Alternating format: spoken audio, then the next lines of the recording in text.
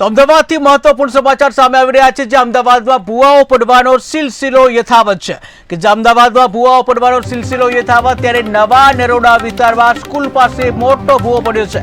ત્યારે સતી માતા મંદિરથી એકનાથ કોમ્પ્લેક્સ પાસે પડ્યો ભૂવો કે જ્યાં સ્થાનિકોએ એમસીને જાણ કરી પણ કોઈ ન આવ્યું। ત્યારે ભૂવાના કારણે કાદવ કીચડ થતા સ્થાનિકો હેરાન પરેશાન થઈ ગયા છે।